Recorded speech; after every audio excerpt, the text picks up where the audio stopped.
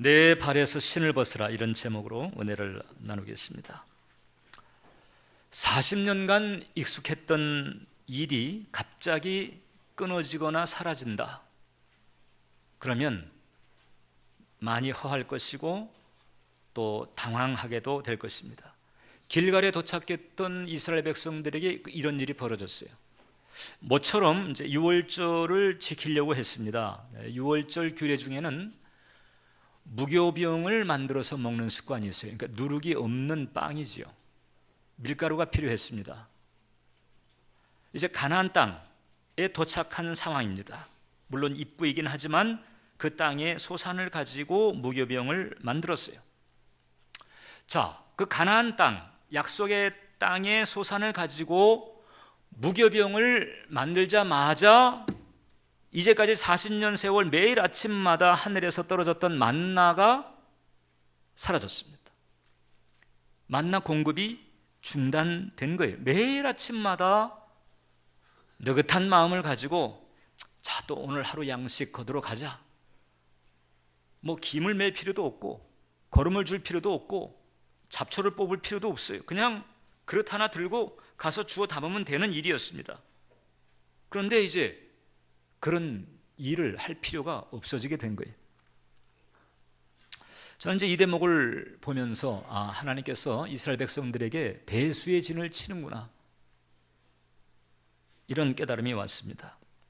배수의 진, 병법에 나오는 흔한 작전 중에 하나입니다.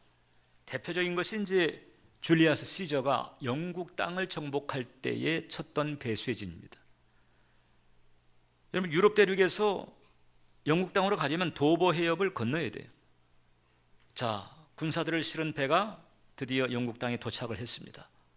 전투가 벌어지게 되는데, 전투가 벌어질 때에 만약이라도 이제 밀리게 되면, 그러면 이제 배라도 타고 퇴각을 해야 되니까 그 배를 이제 정박을 해 놓거든요. 그런데 시저가 군사들이 다 내린 다음에 그 배를 모조리 싹 불태워버리는 거예요. 병사들이 놀랐습니다. 아니, 퇴각할 배를 저렇게 불태워버리면 어떻게 하십니까? 자, 이제는 우리가 뭐 퇴각할 길도 없다. 뒤에는 바다고 전진할 방법밖에는 없으니까 앞으로 나가자. 그러니 죽기 살기로 싸워서 영국을 정복하게 된 거예요. 만나 공급의 중단이라고 하는 것은 하나님이 쳐놓은 배수진입니다. 자, 이제 40년 세월 너희를 먹여 살렸던 만나의 공급이 중지가 될 것이다.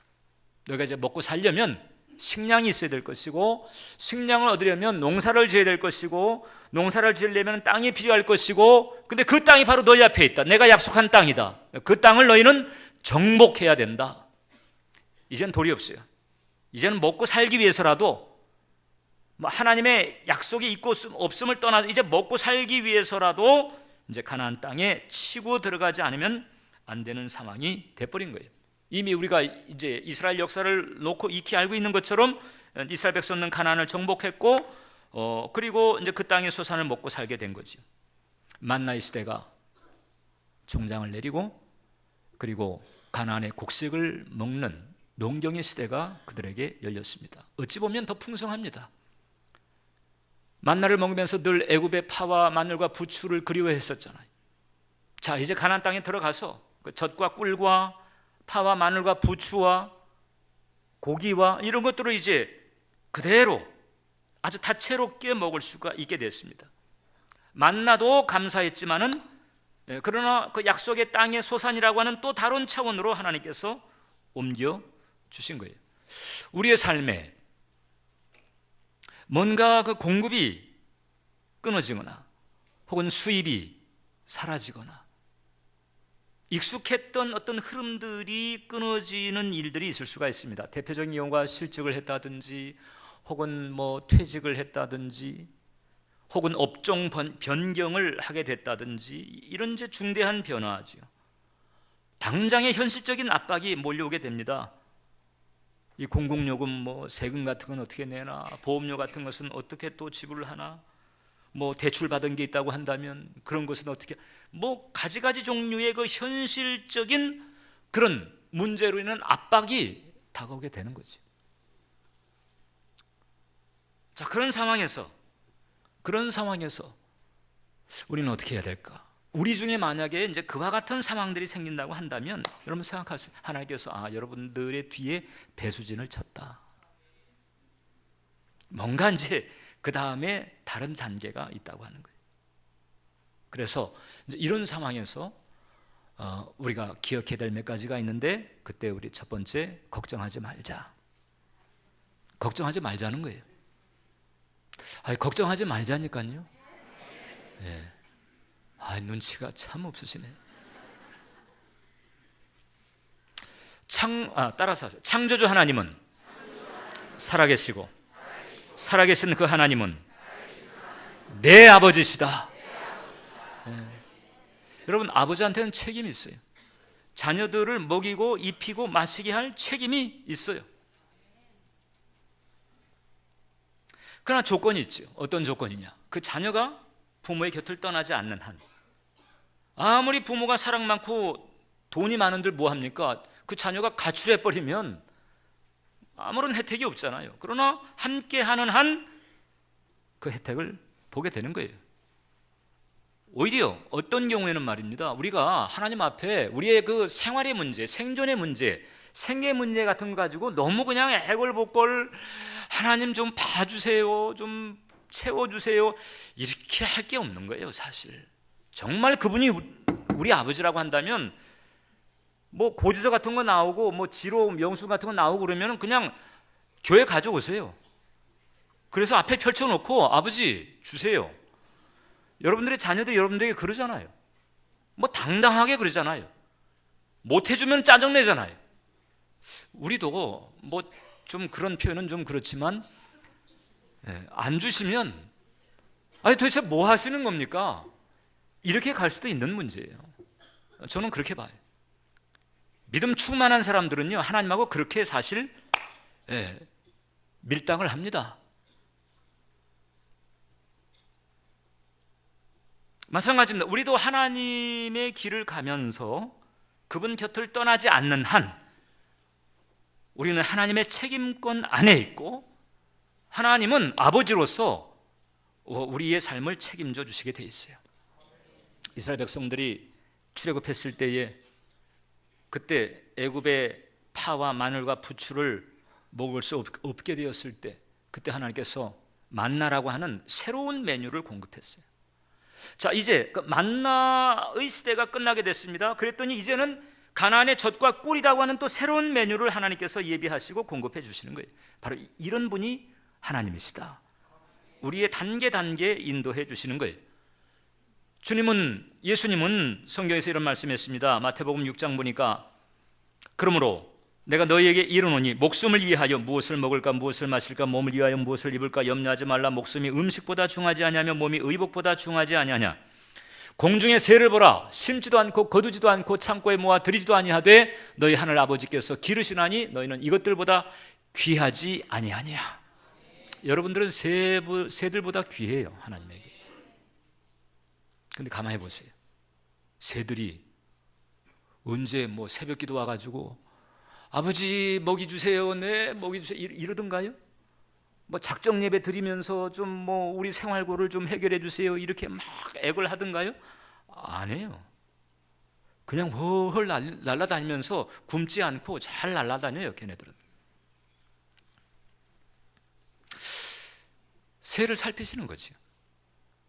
아마도 새들은 인간처럼 불순종이 없기 때문에 작정기도 예배 없이도 하나님께서 그렇게 살펴주시나 하는 생각할 때가 있어요. 우리가 걱정할 것이 아니고 내가 하나님의 길을, 언약의 길을 가면서 그분 곁에 있느냐 아니냐, 이것을 우리가 더 신경을 써야 합니다. 우리가 그 길을 제대로 가기만 한다면 어떤 전환점이 다가올 때 설령 해고당한다 할지라도 하나님께서는 다음 단계에 예비해 주세요.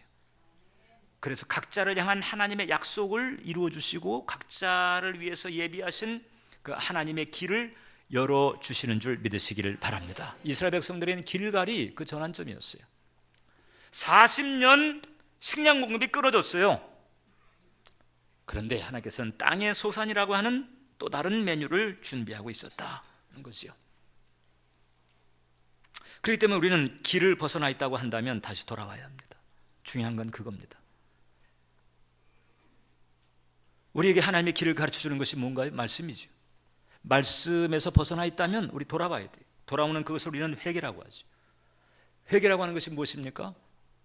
다시 말씀 생활로 돌아오는 거예요. 말씀 중심으로 생각하고 말씀 중심으로 사는 것, 이 길로 돌아오는 거예요. 그러니까 그래서 말씀을 붙드는 거지요. 말씀을 붙드는 것을 놓고 또 우리가 우리 중심적으로 생각하면 안 돼요. 우리는 말씀을 붙든다라고 할 때 대체적으로 거의 대부분 그렇게 생각합니다. 내가 원하는 말씀, 내가 바라는 말씀만 붙들고 달달 외고 암송하고 그것만 묵상하는 쪽으로 이렇게 가는 거예요. 그것도 안 하는 사람들 많이 있지만은 그렇게 하는 사람들은 내가 지금 말씀을 붙들고 있다 생각합니다. 천만에. 물론 말씀을 부분적으로 붙들고 있지요. 그러나 우리는 전인격적으로 온전하게 붙들 필요가 있다. 말씀을 붙드는 삶이라고 하는 것은 내가 좋아하는 말씀만 붙드는 것이 아닙니다. 이 성경 전체에 등장하고 있는 하나님의 그 가르침을 내 삶의 전 영역에 적용하는 것을 말하지요. 가정생활에서 가정생활할 때에는 가정생활을 향한 하나님의 말씀을 모두 지키는 쪽으로 가야 되는 것이고, 직장이나 사업장 혹은 인간관계 가운데서는 그 인간관계나 일하는 데 있어서 가르치고 있는 그 하나님의 말씀들을 적용을 해야 되는 것이에요. 사명을 향해서 그렇고 인성이라든지 인격이라든지 이것을 향해서 하나님께서 성경을 통해서 주시고 있는 그 말씀들을 그대로 내 삶에 고루 적용하는 거지요. 내가 좋아하는 말씀만 붙드는 게 아니에요. 어떤 사람이 여러분들 많이 알고 있는 그런 얘기입니다. 어떤 사람이 이거 성경 읽어야 되는데 새해 들어와가지고 성경 읽기로 작정을 했어요. 성경을 잘 읽었습니다. 근데 작심 3일이라고 그만 또 풀어졌어요. 작심 3일, 사흘, 오늘이 며칠이지요? 4일이요. 벌써 풀어졌어. 이게 바빠가지고 안 읽을 수는 없고, 그래가지고 눈 딱 감고 주여 오늘 말씀 주시옵소서. 그리고 딱 폈어요. 그리고 딱 눈에 들어오는 걸 딱 봤어요. 그랬더니 마태복음 27장 5절이 등장했습니다. 유다가 은을 성소에 던져놓고 목매어 죽은지라. 이건 아닌데 싶어가지고 다시 이상한 잘못됐다. 그리고 다시 눈 감고 주님 뭔가 잘못됐습니다. 올바로 해주세요. 누가복음 37장이 눈에 들어왔어요. 가서 너도 이와 같이 하라. 이거 오늘 이상하네. 이게 3-4번이라고 3번은 해야 되는가 보다. 주님 이번엔 진짜입니다. 그리고 탁 펼쳤습니다. 요한복음 13장 27절이 나왔는데 내가 하는 일을 속히 하라.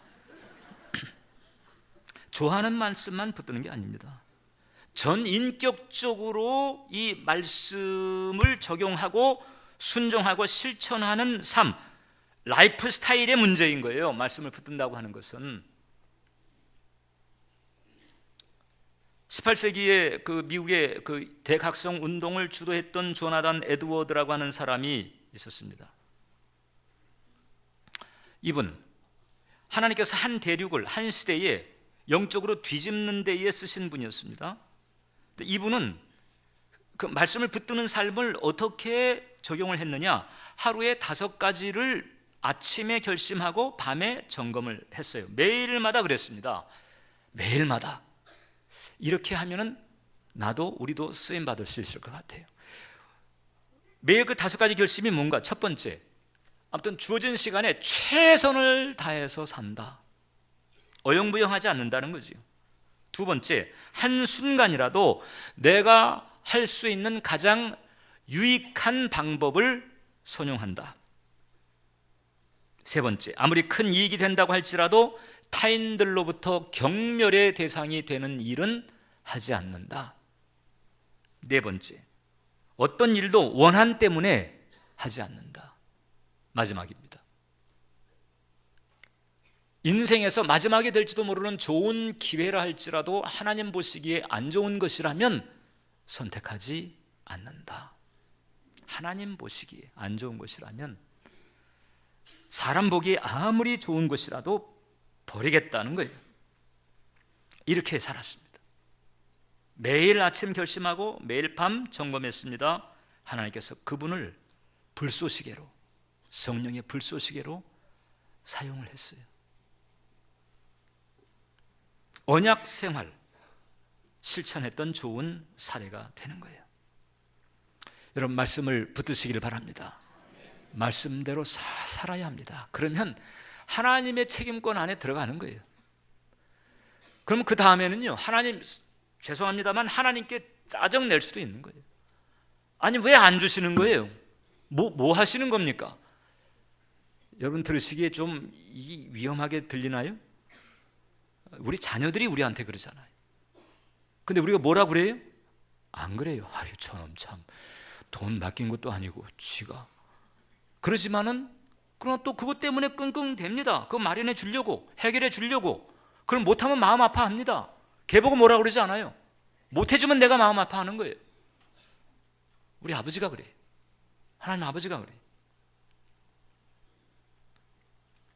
2차 대전 그 막바지에 그 연합군들이 전쟁 구화를 살폈습니다. 막사를 설치하고 거기 잠을 자게 만들었어요. 일종의 고아원이었죠.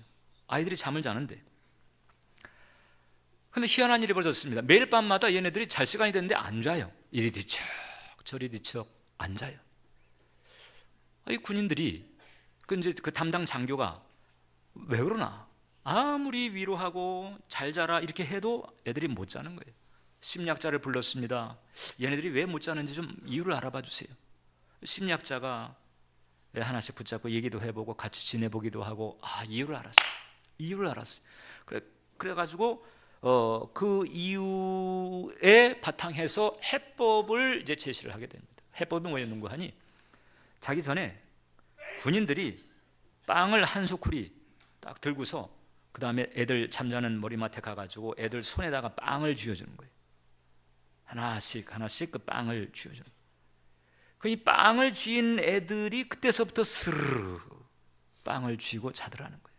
왜냐하면 그 안에 고아처럼 너무 혼자 먹고 사는 문제 불안에 떨며 살다가 잠을 못 자는, 내일 나는 또 먹을 수가 있을까? 내일 여기서 혹시 쫓겨나는 건 아닐까? 내일 또 나는 어떻게 되는 걸까? 근데 그게 아니고 이제 빵이 일단 손에 있게 되니까 그것 때문에 마음이 안심이 와가지고 자더라는 거예요.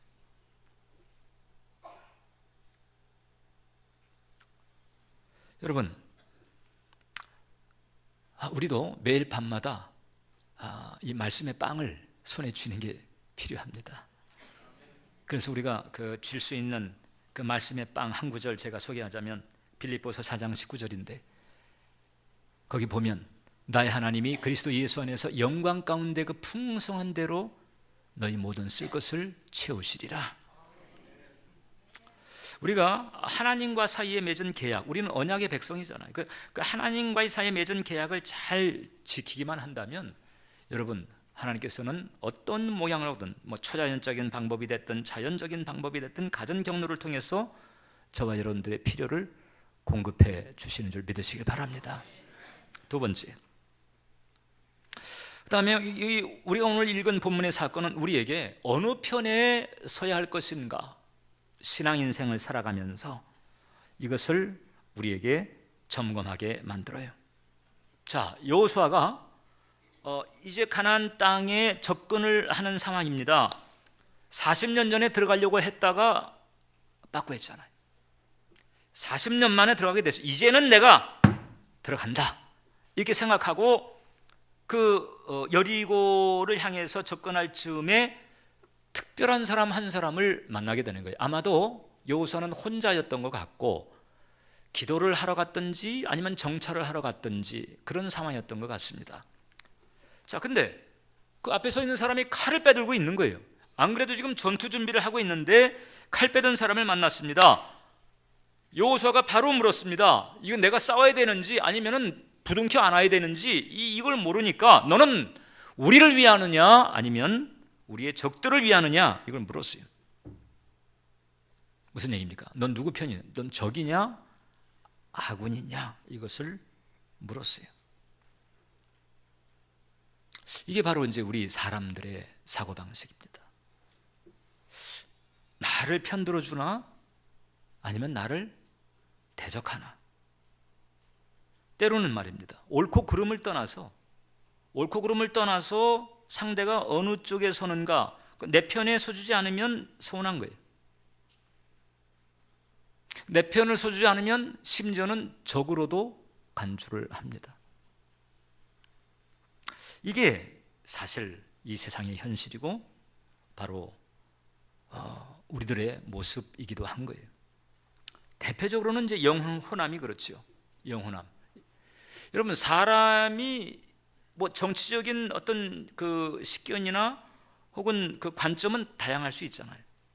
그런데 도리가 없어요. 경상도 사투리를 쓰게 되면 그냥 영남인 거예요. 전라도 사투리를 쓴다, 그러면 이제 호남 쪽으로 이 정당이 갈리고 정권 그룹이 갈려버리는 거예요. 이제는 거기에 세대 간 갈등, 계층 간 갈등, 뭐 이런 것들이 다 또 가세를 하는 그런 시절을 우리가 살아가고 있어요. 그래서 그런 갈등 때문에 서로 힘들어합니다. 근데 이렇게 힘들어하는 상황에서 힘들어하는 우리를 놓고 어떤 사회학자가 그런 비유를 들었습니다. 마치 우리 이제 한국 사람들의 성향은 독 속의 개와 같은 상황에 있다. 독에 개 한 마리를 넣어놓게 되면 한 마리만 넣으면 이 개는 어찌하든지 자기가 빠져나온대요. 근데 독 속에 여러 마리의 개를 집어넣었다, 그러면 한 마리도 빠져나오지 못한다. 왜냐하면 한 마리가 좀 빠져나오려고 위로 올라가게 되면 다른 개가 그 개 다리를 물고 계속 물고 늘어져 가지고 결국은 한 마리도 빠져나오지 못하는 상황, 모두가 그냥 힘들어 버리는 상황, 출구가 보이지 않는 그런 상황들. 지금 이제 우리 한국 사회가 그렇게 날이 서 있고 그렇게 대립적이고 그렇다고 하는 거예요. 근데 오늘 이 여호수아의 질문을 들은 그 야훼의 군대 대장이 이렇게 말합니다. 적이냐 아니냐 이걸 물었거든요. 그러면 뭐 적이다, 혹은 뭐 너희 편이다, 뭐 이렇게 얘기를 해야 되는데 아니라 하는 거예요. 아니라, 난 적도 아니다, 그렇다고 네 편도 아니다, 이런 뜻이 아니라, 적이냐 아군이냐를 물었는데 아니라고 그랬으니까 둘 다 아닌 거예요. 그리고 뭐라고 말하는 거 하니? 나는 야훼의 군대 대장이다. 그러니까 나는 하나님 편이다, 이런 얘기입니다. 하나님 편. 상당히 이제 의미심장한 거예요. 이게 이제 이걸 간단하게만 넘어갈 수 없는 그런 표현인 거죠. 무슨 얘기인가 하니, 네가 하나님과 함께 가기만 한다면 난 네 편이 될 것이다. 그러니까 네가 하나님과, 여호수아라도 하나님과 함께 가지 않으면 나는 너의 대적이다, 그거예요. 여호수아입니다. 그 믿음의 여호수아잖아요. 또 어찌됐든 40년 광야 연단을 거쳐가지고 가나안 땅 그 도착한 이스라엘 백성들이 출애굽 1세대와는 달라요. 믿는 사람들이란 말입니다. 믿음의 연단을 받은 사람들이에요. 믿음으로 인정받은 그런 지도자였습니다. 그런데 말하는 거예요. 적도 아니고 아군도 아닌데 난 하나님 편인데, 그 얘기는 무슨 얘기냐? 네가 어느 쪽에 서느냐에 따라서 나와 너와의 관계가 달라지는 거다. 네가 하나님 쪽에 서면 난 네 편이고, 네가 하나님 쪽에 서지 않으면 난 너의 대적이야. 교회 멤버십, 교회를 출석하고 예배를 드리는 것, 이것이 하나님과 한 편인 것 같지요? 물론 대부분 하나님과 한 편일 것입니다. 그러나 다 하나님과 한 편이라고 말할 수가 없어요. 오늘 여러분들이 오늘까지 잘했다 할지라도 내일 혹은 내일 이후 그 어느 시점에서 여러분들이 비성경적으로 산다든지 혹은 하나님을 떠나서 죄에 빠진다든지 하게 되면, 그럼 그때 하나님은 여러분 편이 될 수가 없어요. 여러분이 하나님 편에서 떠났기 때문에 그때는 이제 하나님께서 여러분들에게 같은 편이 아니고 대적처럼 돼버리는 거예요. 신앙 경력이 앞으로도 내내 하나님께서 내 편이 되어줄 거라고 보장할 수가 없습니다. 신앙의 연조가 교회 출석하고 있다고 하는 것이 앞으로 내내 하나님께서 내 편이 되어줄 거다, 그렇게 보장할 수 없단 말입니다. 우리가 하나님 편에 가까이 가야 되는 거예요. 광야에서 이스라엘 백성들이 불순종했을 때, 불순종했어. 하나님 불러냈잖아요. 내가 너희를 업어냈다. 함께 하나님께서는 하셨는데, 그만 그 사람들이 불순종하고 불평하고 떠나버렸어요. 도리 없이 하나님께서 대적이 되는 자리에 서게 되는 안타까운 일이 벌어졌습니다. 이사야서 63장 보니까 이게 바로 이제 그 광야 시절에 있던 일인데, 그들의 모든 환난에 동참하사 자기 앞에 사자로 하여금 그들을 구원하시며 그의 사랑과 그의 자비로 그들을 구원하시고 옛적 모든 날에 그들을 드시며 안으셨으나 그들이 반역하여 주의 성령을 근심하게 하였으므로 그가 돌이켜 그들의 대적이 되사 친히 그들을 치셨다. 하나님께서 그들의 대적이 되셔서 친히 치셨다. 왜 그렇습니까? 당신을 떠났기 때문에. 당신에게 불순종하고 마귀에게 순종해버리니까 도리가 없어요. 대적이 된 거예요. 대적이 되는 길을 인간이 선택을 해버린 거죠. 사사시대가 끝날 무렵에도 흡사한 일이 벌어졌습니다. 이스라엘 백성들이 하나님 편에 서지 않았어요. 하나님께 순종하지 않았습니다. 우상 숭배하고 이기적으로 살았습니다. 전쟁이 벌어졌습니다. 블레셋 족속이 쳐들어왔습니다. 전투에 나가면서 이제까지 하나님 뜻대로 살자, 이제까지 하나님 편의 선정은 없었으면서 전쟁에 나가면서 우리 법궤를 들고 나가자. 자, 법궤는 하나님의 임재의 상징 아니냐? 그럼 우리와 함께 하시겠지. 그리고 법궤를 들고 나갔습니다. 왕창 깨졌습니다. 법궤도 뺏겼습니다. 결과는 비참해졌습니다. 사무엘상 4장 11절 보니까 하나님의 궤는 빼앗겼고 엘리의 두 아들 홈리와 비누아스는 죽음을 당하였더라. 끝났어요. 종종 우리는 이제 하나님께 이렇게 하소연할 때가 있습니다. 하나님, 제가 많이 힘들어요. 목회자인 저는 그런 적 없나요? 저도 많아요. 하나님, 힘들어요. 그러면 이제 그때 종종 그러냐, 내가 붙들어 줄게 하시는 때도 있어요. 근데 못지않게 너 뭐 때문에 힘든지 너 이유 아니? 그렇게 물으실 때가 있어요. 언제서부터 힘들었는지, 또 어떻게 힘들었는지 그걸 살펴보게 하시는 거예요. 여러분, 우리가 힘든 사유가 사명적이라면, 복음을 전하거나 혹은 주의를 하거나 이런 사명적인 차원에서 힘든 것이라면 푸념이 있을 수는 있지만 인간이기 때문에 그냥 곧바로 사라집니다. 결국은 감사하고 찬송하게 돼 있어요. 결국은 영적으로 금방 제정신을 차립니다. 그런데 감사와 찬송이 내내 나오지 않는다. 그것은 이제 하나님 편에 돌아가야 될 그런 자리에 있다고 하는 거예요. 하나님 편에 있으면 참 힘들고 어려워도 결국은 찬송과 감사로 그것을 극복하게 되어 있고 신령한 기쁨을 회복하게 되어 있어요.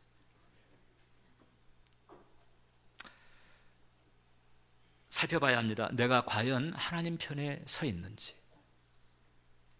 마지막입니다. 오늘 그 야훼 군대 대장은 여호수아에게 신을 벗으라. 이게 모세도 불붙는 떨기나무 앞에서 그 음성을 들었잖아요. 내 발에서 신을 벗어라. 여러분, 중동 지방에서 신을 벗는다고 하는 것은 두 가지 상황입니다.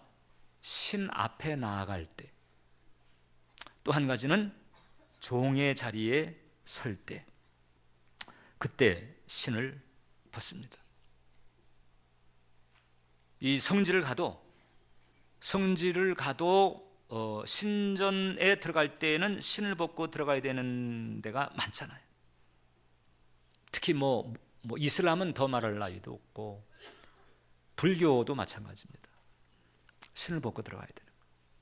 치앙마이 연합선교 갔을 때 그 치앙마이 그 산꼭대기에 큰 절이 있는데 그 절 안에서도 또 이 불공을 드리는 데는 신을 벗고 들어가야 돼요. 깨달은 것 하나가 있습니다. 인간은 이게 신 앞에 나간다고 생각할 때에는 신을 벗는구나. 그것은 일종의 겸손의 표식이지요. 그리고 나를 내려놓습니다. 이런 표식입니다. 하나님께서 신을 벗으라고 하는 것은 너를 내려놓아라. 그럼 내가 일하겠다 하는 거죠. 네가 나에게 맡기면 내가 너와 함께 하겠다. 할렐루야. 그래서 우리 신앙생활에 신을 자주 벗어야 돼요. 신을 자주 벗는다고 하는 것은 뭐냐? 여기 지금 여호수아가 그랬던 것처럼 특별한 만남인 거죠.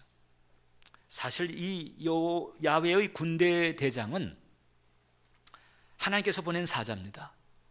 신학자에 따라서는 성육신 이전에 그리스도라고 보는 그런 사람도 있을 정도예요. 하나님의 사자, 그러니까 하나님 체험인 거예요. 그냥 일상적인 사람 만남이 아닌 거잖아요.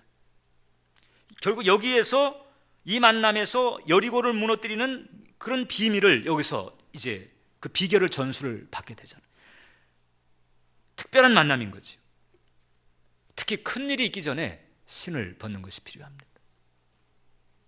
신을 자주 벗을수록 하나님께서 자주 함께 하시고, 신을 자주 벗을수록 하나님께서 많이 역사해 주시고, 신을 안 벗으면 맡기는 것도 아니고 겸손한 것도 아니에요. 여전히 내가 내 발로 한번 뛰어보겠다는, 내 발로 뛰어보겠다는 거죠. 신을 자주 벗으시기를 바랍니다. 그러면 하나님께서 함께 하시고 하나님께서 역사하십니다. 겸손의 표식으로, 그리고 의탁의 표식으로 신을 벗는 거예요. 2015년 새해 우리가 나아가면서 이렇듯 이제 우리가 하나님과 함께하는, 하나님의 그 언약의 길을 가면서, 그래서 하나님 편에 서서 하나님의 그 도구처럼 대리자처럼 쓰임받는 한 해가 되시기를 주님의 이름으로 축원합니다. 신을 벗는 자리에서 여러분들을 자주 만나기를 소원합니다. 기도하겠습니다.